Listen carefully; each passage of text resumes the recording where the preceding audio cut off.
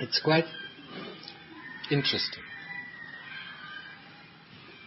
I mean, the basic question. I mean, we wanted to find out at least what we remember from our history for 2000 years. Who the hell are we?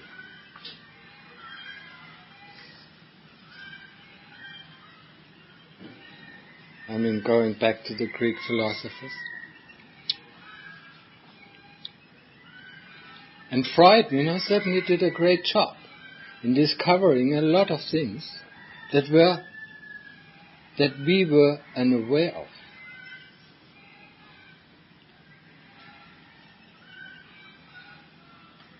And it's interesting when you look at Freud and at Buddhism. I mean that, if I remember correctly, I didn't study psychology, so you have to correct me if I say something wrong. I mean, Freud said, the libido effect.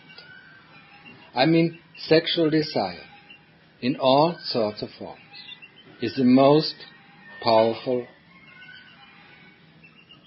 what do you say? Not impulse or, something like that. Drive. That lets people get to power or to position or whatever. Or put it just out in sexual form. The same thing holds true for Buddhism. I mean, the sexual craving is the strongest force.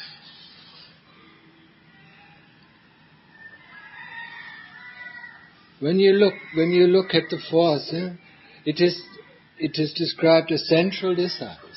We have 6 senses, according to Buddhism. And the 6 senses are the senses of the eyes, of the nose, of the tongue, of the ears, of touch, and thinking. That is unusual for the Western cultures. But thinking is one of the senses that we enjoy most. And where we are most in thinking. Thinking about this, thinking about that. So sensual desires is one of the root cause of our dukkha. We want it. And tanha, the greed, or the desire for becoming or not becoming, is that what causes dukkha. And from the sensual desires, the sexual desire is the most powerful. And Freud was quite right. This libido effect. It's so powerful, we have to find other outlets. If we can't get what we want, we have to find outlets for this powerful force. And this powerful force, from the Buddhist point of view, is leading us from one life to the next.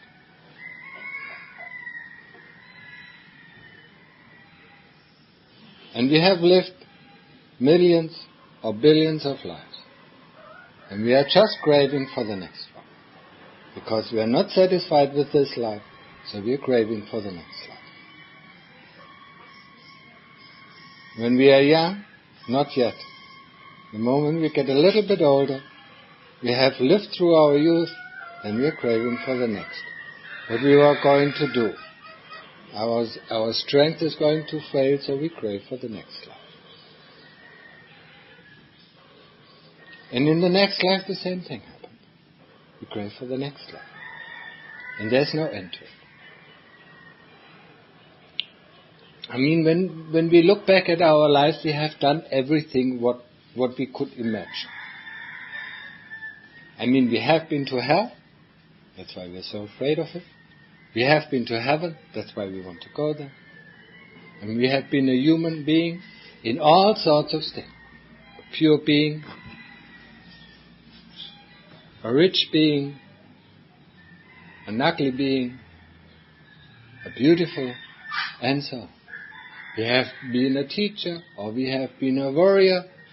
Most of us have been soldiers or warriors. So, What is there what we want more? That's the basic question. We want to become a teacher again, or doctor, or warrior, or whatever.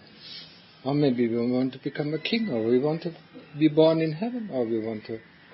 No, normally we don't want to go down to hell. But that's where most of us go. The sure path is the path to hell. The uncertain path is back to human state, and the even more uncertain path is going up to heaven realms.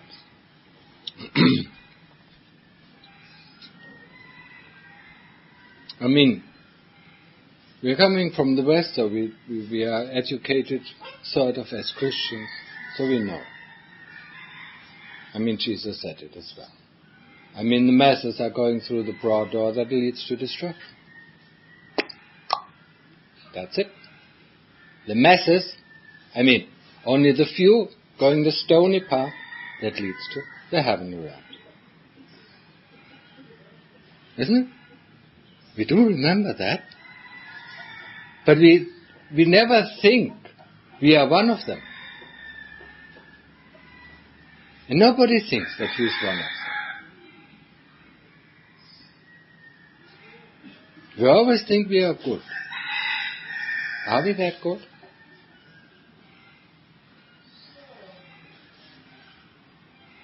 Is it really that we are that good? That we have no evil in our hearts? That we don't want to do any harm on other people?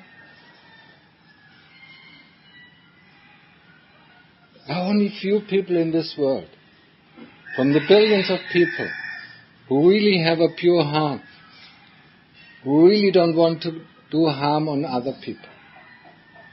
But we, the normal mass production human being, has a lot of greed and has a lot of hate. And when this greed comes out, we don't think about what other people want, we just think about what we want. We want this, and if we can't find any other means, we just take it.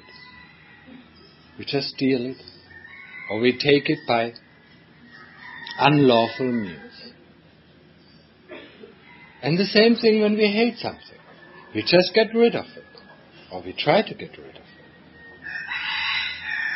By harming other people.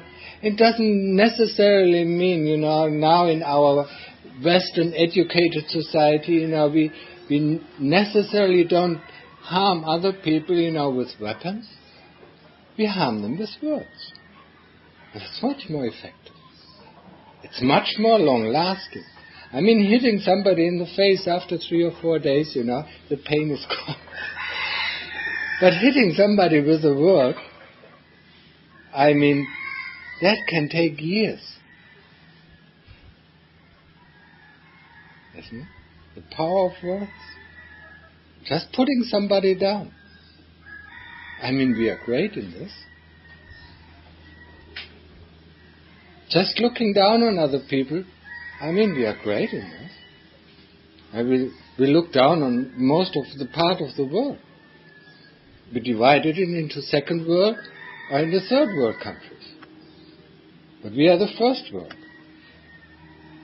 The first in what?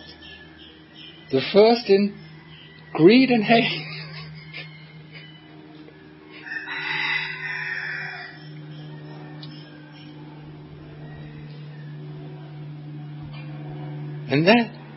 So how can we think that if we are following our greed and hate, that we are not going down? It surely leads us down.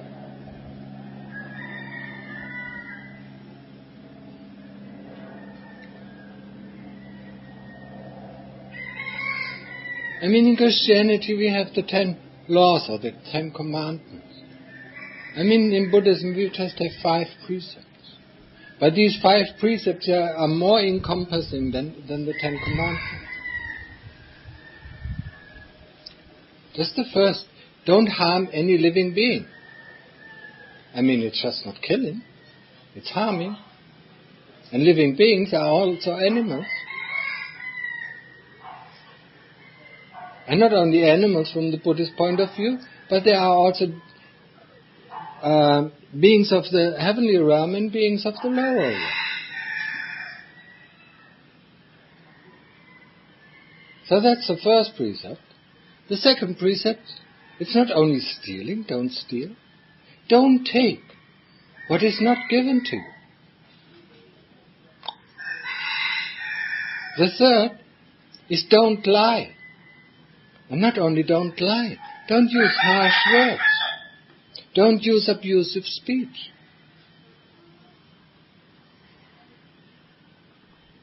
The fourth, no sexual misconduct. That means, not taking somebody for one's own sexual pleasure. And in terms of relationship, having one partner, that's it. Not looking for the next one. That's sexual misconduct. And also, sexual misconduct in the realms of animals or other beings. That's also sexual misconduct. Just using for our sexual pleasure. Because of our power or of our position. Teacher-student relationship is sexual misconduct. Very clearly. When you look at Asia, it is still there. It's still something you shouldn't do. It used to be in the West as well.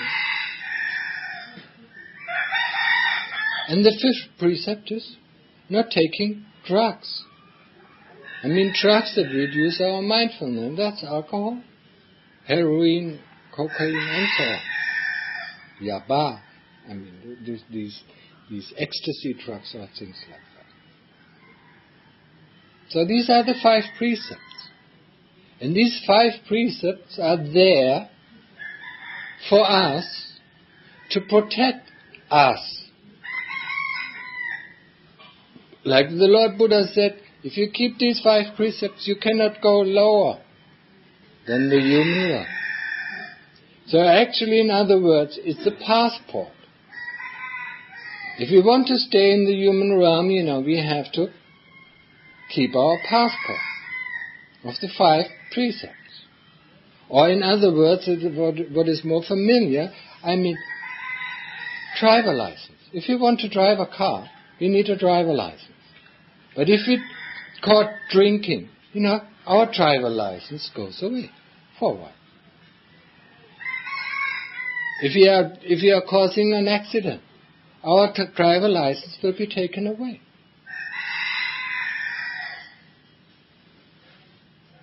So, if we go against the laws in our community or in our nation, we are going to be fined or going into prison. That's clear, isn't it? And so is it with these universal laws, or with the laws of the universe. If you go against them, we go down to prison. And prison is nothing else than hell. Or the lower realms. What are the lower realms? The lower realms are the animal realms, the ghost realms, the demon realms, and the hell realms. Depends on what we break, what kind of precepts we are breaking, or what kind of law we are breaking, that's where we go. Where do these laws of the universe come from? These come from the universe. This is the question you should not ask.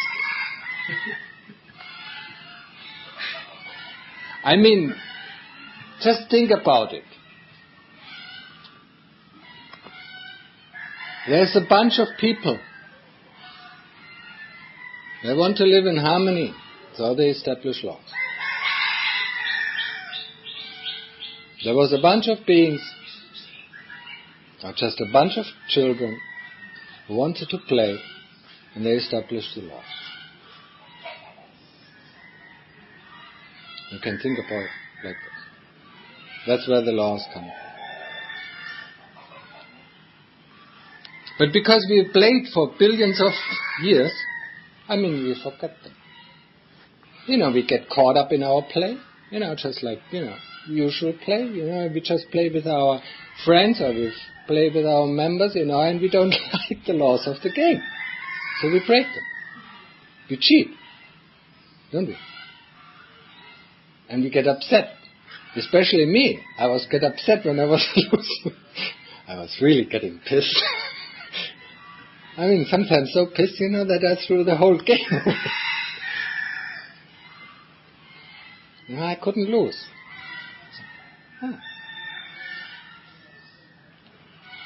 The games are there at the moment. We play the game, they are the laws of the game. And that's the same thing with the laws of the universe. The law of the universe is essentially it is kamma. That's the basic law of the universe. Whatever you put into motion will have an effect. Cause and effect. That's kamma. In other words, what we remember from our own upbringing, don't do unto others what you don't want others to do unto you. That is the law of kamma. And it comes from the basic law of this universe. Because we know, if we do something unto somebody else, somebody will do it unto us. That is kamma. If I hit somebody in his face, not this person will hit me back in my face, but somebody else. If I steal, somebody steals from me. If I kill, I get to kill. If I do good, people do good. If I'm a friendly person, people will be friendly to me. If I'm an angry person, people will be hateful to me. That's the law of kamma.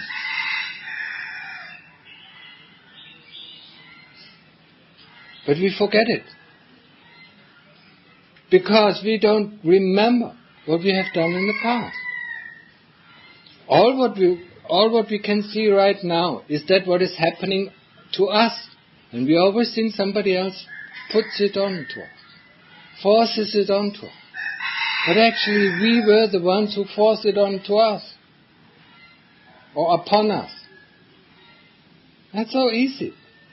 Whatever is happening right now is the effect of our kamma. It's the effect of our own doing, if we like it or not. The moment we did this thing that comes back to us now, we thought it was fun. We said some cruel words to somebody, and we thought it was fun. Or we thought we are clever, You see how clever I am, I just put him down with my mouth. And now it comes back to us, and we don't like it. Mm-hmm. And so all the things that are happening right now are just the effects of the things we did in the past. There's nobody, there's nobody punishing us. We always think somebody's punishing us, or somebody is doing something upon us, but that's actually not. We are the ones. But we don't see our long arm, we just see the short arm. If we would remember all the things that we did, we wouldn't question what is happening right now.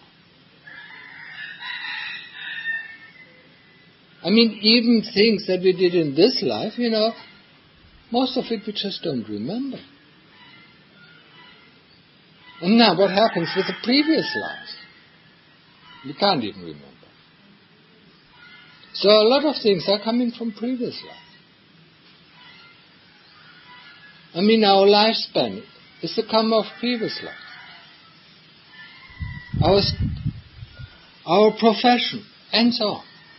Our status in society is everything. It's all mostly coming from previous lives. The people who are rich, it comes from generosity of previous lives. Now it's a decision what to do with this. What to do with the wealth. And most of the people decide to become stingy. They want more. They have already enough, then they want more. That's where they go wrong. In previous lives they have been generous. In this life they turn stingy.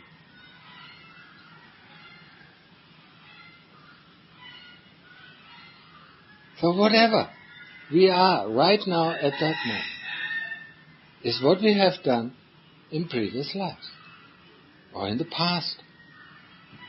No matter how long the past extends to this life or previous lives. So this is a neutral law. I mean, it's completely objective. Whatever you did unto others, that is be done unto you. I mean, it's neutral, There's nobody, judging you for this or judging you for that. I mean, there's no God, who judges you. I mean, you are your own judge. I mean, I remember Jesus said, you don't judge so that you will not be judged. Gerichtet. Richten und gerichtet werden.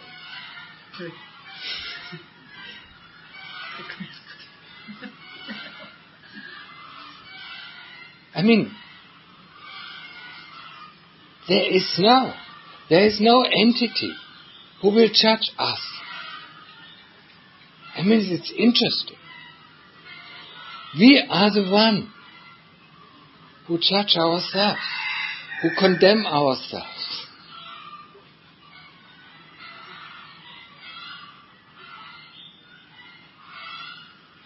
So if we have been merciful with others, maybe then we are merciful with ourselves.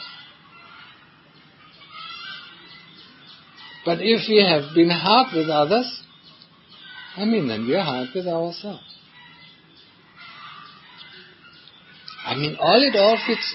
It fits all together. So there is no entity who watches over this universe. They are just being caught up in this universe and following the one rule, the rule of kamma.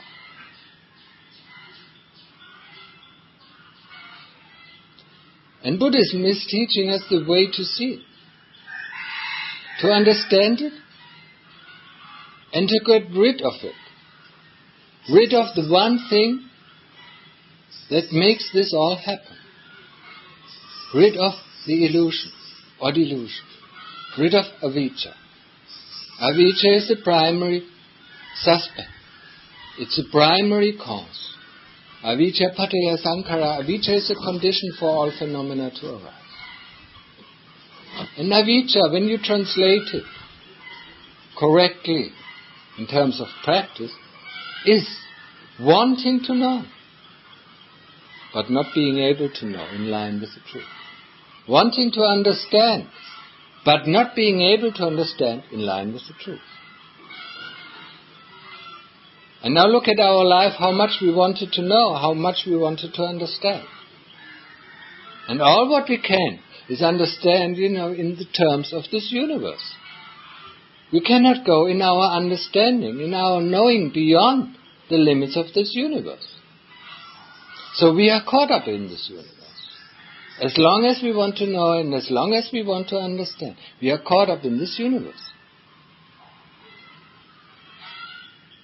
So the path is to go down, to see it, to understand that the things that we actually assuming or thinking or viewing are not the way they are.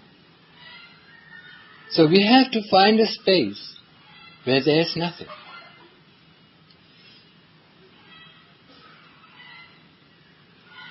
And that is the space of deep samadhi. It's called appana samadhi. When everything disappears.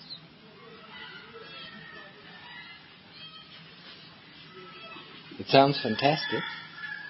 And the moment we experience it, it is fantastic. It's amazing. It's a wonder that this whole universe can disappear. And when this whole universe disappears, also the laws of this universe disappear. The moment, bye. The moment we come back, this universe comes back. So what are we going to do, or how are we going to do to get there? All what we have to do is put our mind, or put the concentration onto one object, until the attention of the object and the object become one and the same thing.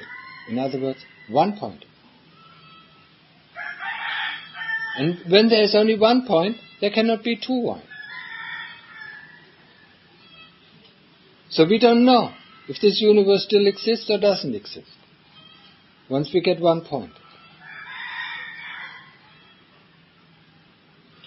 At the moment we are 2-pointed. We have an attention, and whatever is in our attention is the second point.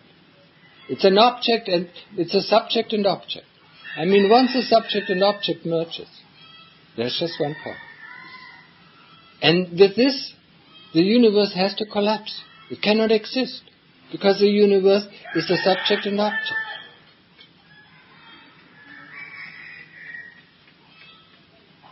So all what we need to do, okay. All what we need to do is put our attention onto 1 point until we get 1 point. And then this, first of all, the body disappears. And then this whole universe disappears. All the senses disappear. And we will find peace and happiness and unification. I mean, we are not separate from anything anymore. The moment we come out again, we are separated. Because there are 2 points. There's not 1 point. Only when we are 1 point, we are not separated. And the moment we are separated, we feel lonely. Or we feel incomplete. And the moment we feel incomplete, we need to do something. We find completeness. But to find completeness in a universe of subject and object is never going to be able. We will never be able to do that. Because if this object disappears, we need another object. If that object disappears, we need another object. Or this object is not enough. I mean, in these terms, object can be a living being, or it just can be a material object. Doesn't matter. We feel incomplete. A man feels incomplete, a woman feels incomplete. So it needs to look for the other sex. I mean, it's basic. It's a basic force that drives us, into partnerships, relationships, marriage. We feel incomplete. I mean, because we feel incomplete, we feel fear. We feel worries. We need to make something safe that cannot be made safe. Because not only the law of kamma is that is ruling the universe, also the law of anicca, anatta, dukkha. Anicca, that all the things are changing, constantly changing. I mean, we should be aware of that. We are born, we get older, we get sick, and we die. Change. Anicca. Our parents die. So, anatta. All these things that we experience are not so. Straight. Huh? Why is that? Now think about yourself. Sitting in a theater and watching a movie or watching a play. I mean, if you're concentrated, you get up in the movie and you play these characters that are in the movie. You mean that you associate with this character, or you like this character and you don't like that character. So as long as the movie runs, you are actually this movie. The moment the movie stops and another movie plays, you're the next movie. And probably that's why Shakespeare said, in this life we play this game, and in this life we play that person on that stage.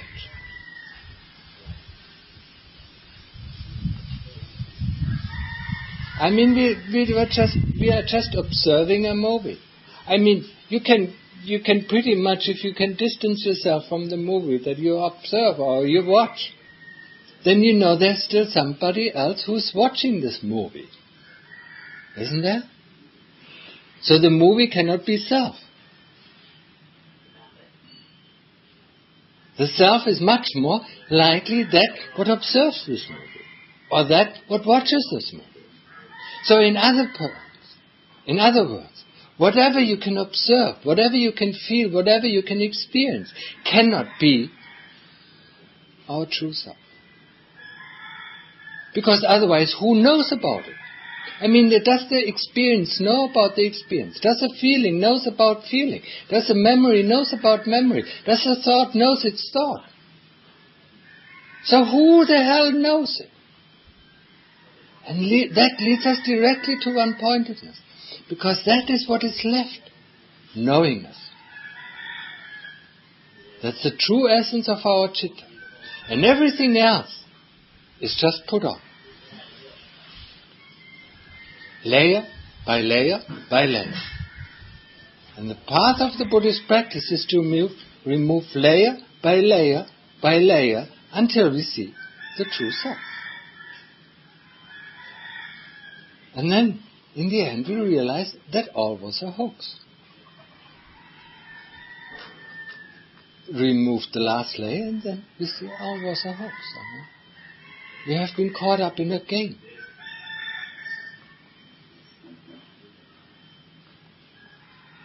And now it's time for us to come back out of the world of games. I mean, just look. I mean, it's not. I mean, we play everything that is in this world. Look at the youngsters who are caught up in these internet games. I mean, they live in these games. There are these games. I mean, so how can it be so strange that we do the same thing, just on another level? But we have to see it for ourselves. We have to see it with our own eyes. So we have to remove one layer by another layer until we see what is there. I mean, the best thing, or the easiest thing, is just to stop thinking. Pop. I mean, then we experience a world that is called the world of experience. There's no more thinking.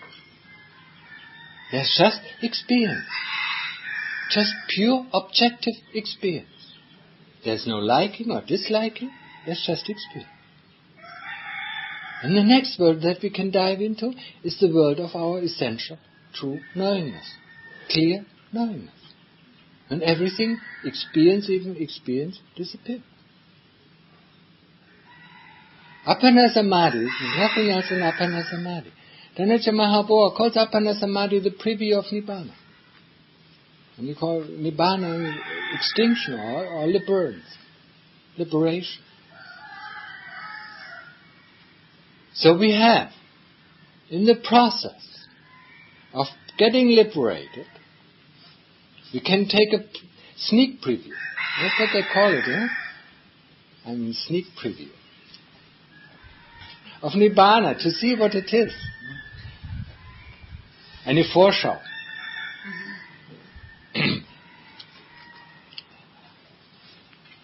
What it is, what it's like. But then we actually have to do the work of removing our false, wrong views and assumptions and actions that lead to the mess that we are into. So we have to understand self. What is self? And when we start to investigate what is self, it's nothing else than programs that run. This situation, this condition is there, so I have to react like that. That situation or that condition appears, I react like that. It only changes the moment we go to a complete new environment. And then we will see how we program ourselves to react to this new environment. There we can actually see the mechanism of our own programming. And then we stay there for a week, or for a month, or for a year, and this program is internalized. And we don't even notice that it's running. And now in the process of practice, we just go the way back. We see the programs running and disable them. No, you're not running again. No, you're not running again. Until there's no more programs running. And if there are no more programs running, then all the moment what we do is live in the present moment. And see the truth. But as long as there are programs running, the big programs we catch easily. But the small programs, the little programs, I just did 2 or 3 days ago, just scratching or grabbing a glass of water or drinking or doing this or doing that. Those are all small programs. We are so used to it, we never investigate because we think it's not worth it. But that's actually, where our sati, where our awareness, should go into. Oh, what am I doing? Why am I doing it? What kind of effect does it have? We always find to remove the big stones, but we can remove the big stones, but then there are all these pebbles in the sand and the dirt. And we think, we are so proud of ourselves that all the big stones have been removed, and we feel so free. We don't see that we still bath in these pebbles and these stones and sand and dirt and mud. It's all over. So we have to start, looking a little bit more with a detailed view and see all these other things that are constantly that we have taken for granted. And then we should ungrant them. Free ourselves of each. Live in this very moment. Once when we start to live in this moment, we see that each moment, has the solution in itself. We just don't care to look. We program ourselves, when this situation appears, we react like that. But when we look at the situation itself, there's a solution in it. So we actually don't have to think about what we are going to do when this is happening or that is happening. We just have to be aware of what is happening, and then we know the answer. But then we have to get rid of our likes and dislikes, of course. I don't like it to be cold, or I don't like it to be hot, that's primary. I don't like this person, or I don't like that person. And that's easier.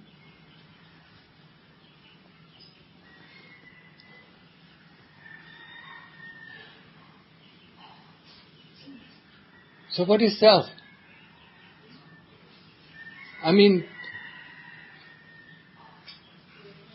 It's a bunch of programs that are putting into action the moment the condition is right. In programming language it's called if then else. If this condition is true, then do this. Else do that. It's pretty decisive. So the moment we are at the condition, we say no. We uncondition ourselves. And the whole process of Buddhist practice is to uncondition our mind.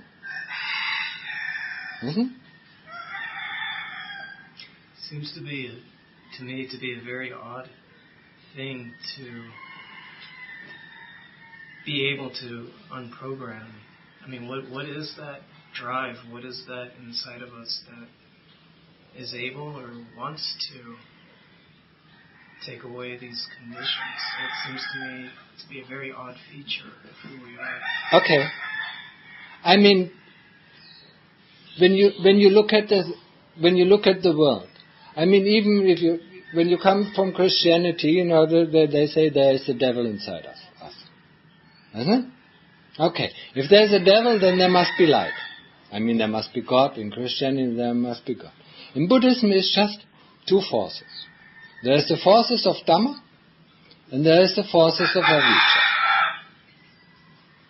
Avijja, you can say it's the devil, and Dhamma, you can say it's the light.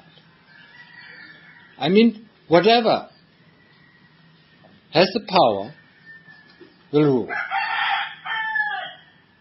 And most of all, it's the devil.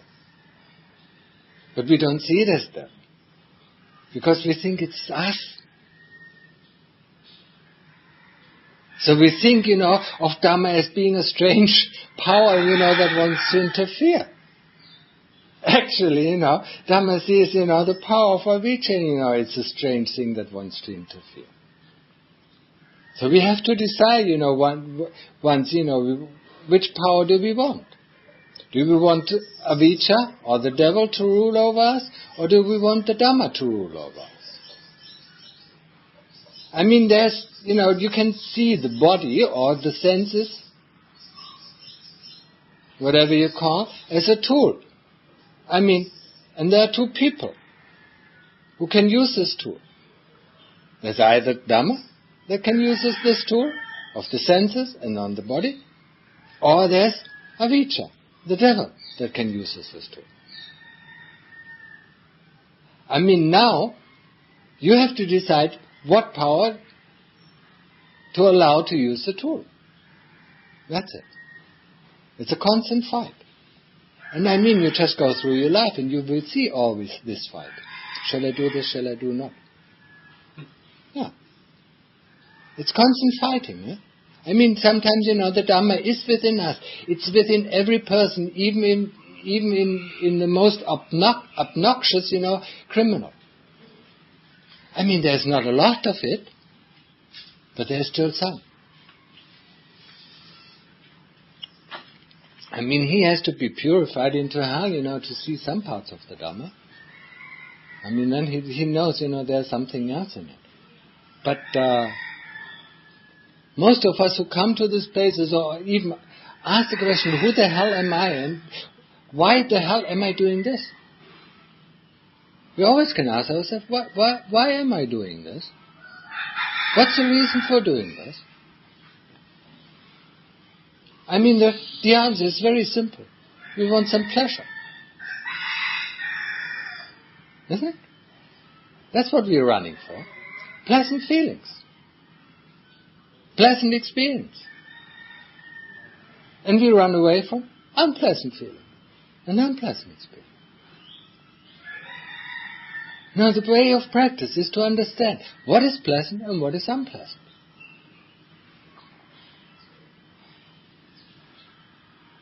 And once you understand what is pleasant and what is unpleasant, or in other words, in the more cross form, what is greed and what is hate. Greed is what is pleasant, that's why we're greedy for.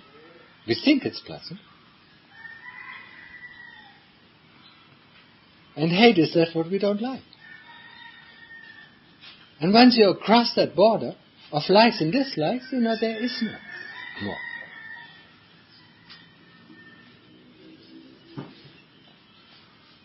But we have to understand it. And in order to understand it, we have to investigate it. And there are methods, to get us to the state of samadhi, like the method of putting our concentration on one object, like being the breath, or being the mental repetition of the word Buddha, until we get one pointed. Or the method of investigation. So what are we going to investigate? We investigate the 5 groups that make us. Now it's a very good exercise to think about yourself, and whatever you are, you can put in one of the 5 groups. What are the 5 groups? Body. Feeling. Feeling encompasses body feeling and mental feeling. Memory association. That's the 3rd group. The 4th group is thinking. And the last group is consciousness. Is there anything you can think of yourself that is outside of these 5 groups? If you find something, let me know. I haven't found anything. So, that's why we start to investigate what are these groups. Or, in other words, simplify this universe and put it back into the basic building blocks. I mean, you perceive the universe through your eyes, through your senses. But not only through your senses. The moment you open your eyes, all what you see is form and color. So thought and association are taking place to create your universe.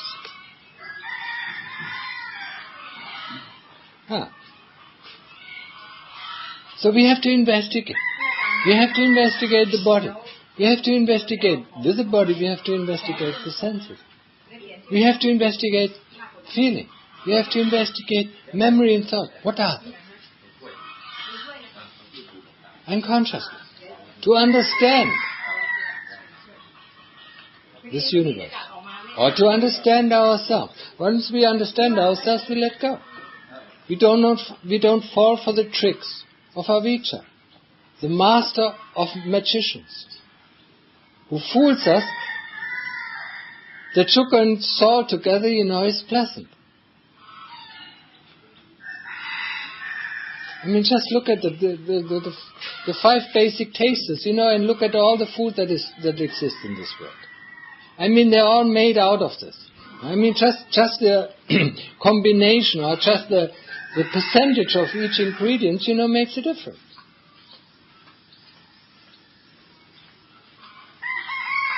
I mean, food is food and taste is taste. I mean, if our tongue is really good at taste, we can even taste. We can tell how much percentage of this, of sugar and salt and sour and sweet and bitter is in this kind of food. And then we boil everything down. All kinds of foods we boil down to this taste. And that's the only thing that we can experience. We can't experience a fish,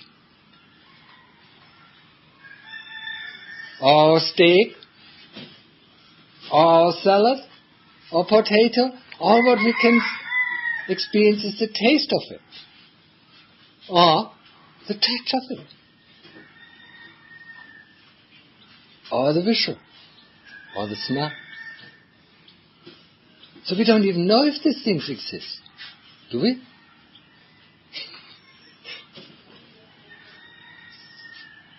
Do we really know if this exists? Maybe it's just an illusion, like a lot of people say. Maybe all this is just an illusion. There was a nice book in the 80s. The brain in the tank, was an experiment of a physicist. I mean, just put a brain in a tank, and feed all the sensory inputs with some information. I mean, does the brain know that he doesn't live in the world, that he's a brain in a tank? No, it doesn't.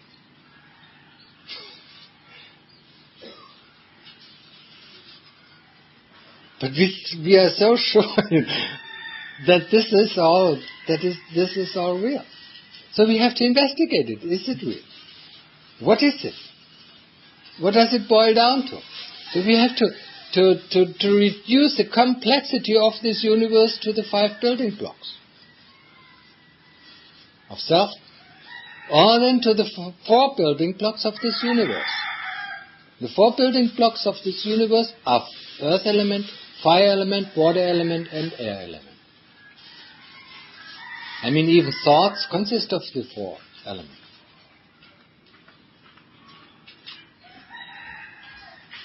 Thoughts and even consciousness. The moment this universe disappears, these building blocks disappear as well. So there's no more consciousness. That means, consciousness is made of the 4 elements. Thought is made of the 4 elements.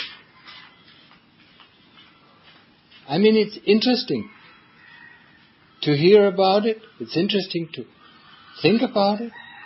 But it's even more interesting Or it's even more amazing to see it for yourself, to realize it for yourself, to experience for yourself how these things are made of. What kind of simple structures, I mean, now we played, with Legos, or, basic building blocks, and build palaces and so on.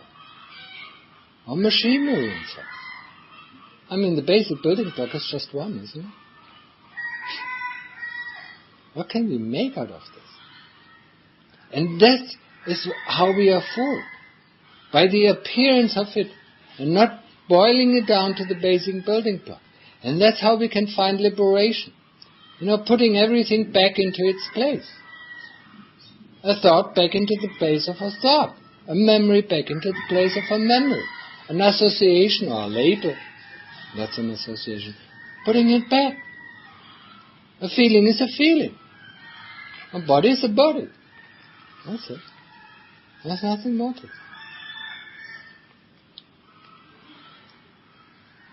And that will lead to the end of the power of the magician who is called avijja, who fools us, by giving us, this percentage of rupa, this percentage of vedana, this percentage of sanya and sankhara, to think that this is a woman, or this is a man, this is handsome, or this is ugly.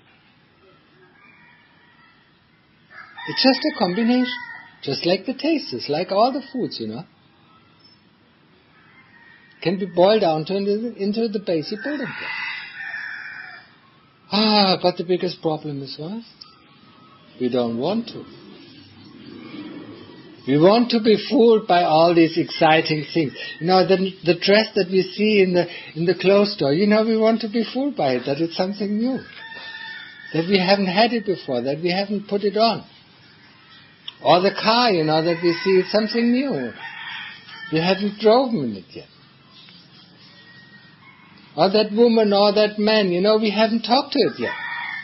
It's something new. So we want to be fooled. We don't want to put it down, this is just this, We want to look at the food, wonderful, We don't want to put it down into, this is salt, this is pepper, this is spicy, or this is sour. We don't want to, we want to enjoy the taste as a combination of it. So do we want to enjoy the universe as a combination of all these things.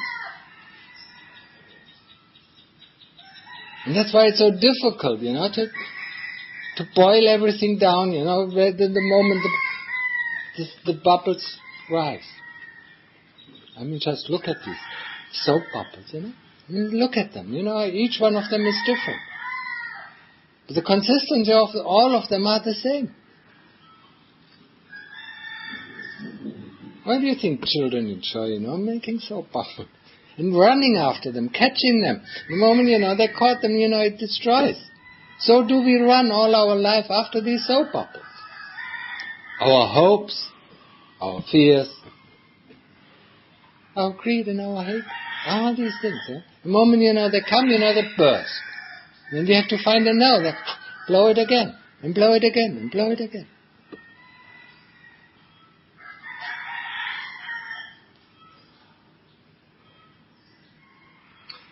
Okay. Is there a way to participate in the blowing of the bubbles without being caught within the illusion? Yes. But first you have to, first the thing is you have to get detached. How to detach ourselves? To detach ourselves is, to go beyond the stage of thought. That's where we really are detached. I mean, we see the rain as rain. The rain doesn't hit us. We just see the rain. We just experience rain. And we have no likes or no dislikes.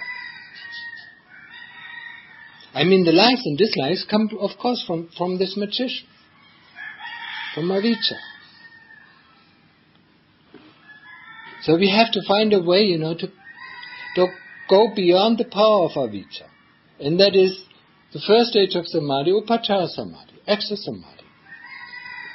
The world of experience, or the world beyond thought. There you can see it. I mean, it's so fascinating. I mean, it's extremely fascinating, isn't it? I mean, we can spend days and months in that, just being fascinated by all these soap operas, but not buying into them, not getting caught into them. But we are caught by the fascination of the experience. This we don't see. That's why we have to go into the deeper state of samadhi, where all these things disappear. There's only knowingness. And this knowingness is universal.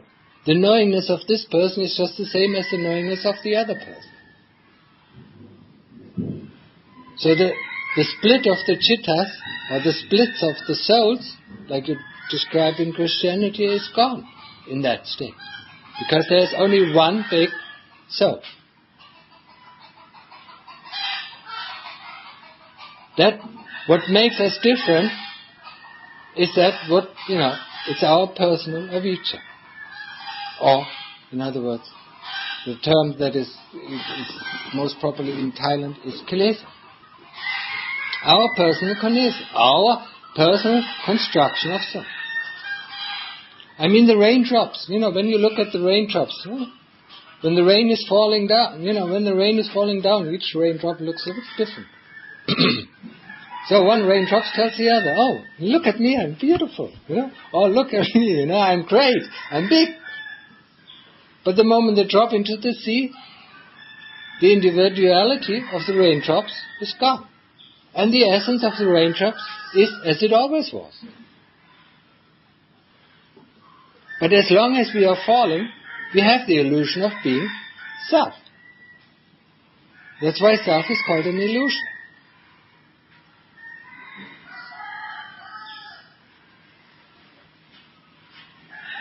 Yeah? But we have to understand it, we have to experience it, We can think about it, of course self is an illusion, there is no self. Now let's do all the things that we like to do. But the things that we like to do, that is exactly self. And that is what exactly creates kamma. And that is what exactly creates dukkha.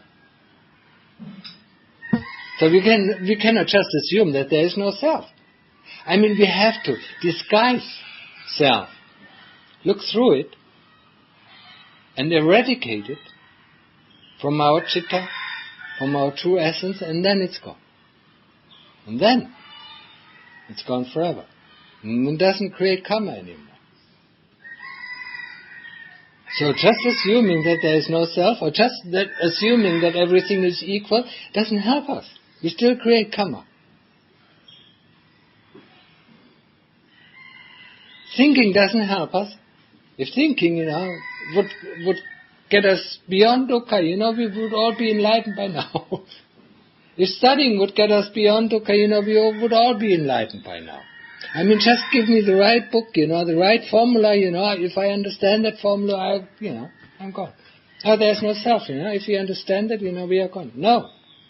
The path of practice is the path of practice, is the path of experience. Is to see every step of the process that self is, or self creates things. It is just like looking at the magician. At the moment we look at the magician performing its tricks, we are fascinated. The moment we decide, we want to know how he has done it, we go beyond the stage and look how he's doing it. And that moment, that trick is gone. I mean, we've seen through it. We've seen through the illusion and we are not fascinated anymore. That's the way of practice. Not just say, I'm not, I've seen this trick so many times, I'm not interested. That's not the way. To see how he's doing this trick. How he gets us. To see this is nice, or this is beautiful, or this is ugly. This is what I like, and this is what I don't like. To see how he makes this trick happening. How he fools us. That is the way of practice. But be aware, the moment the magician sees somebody standing up, and going to the backstage, he pulls out a trick you have never seen before. That's how he catches you.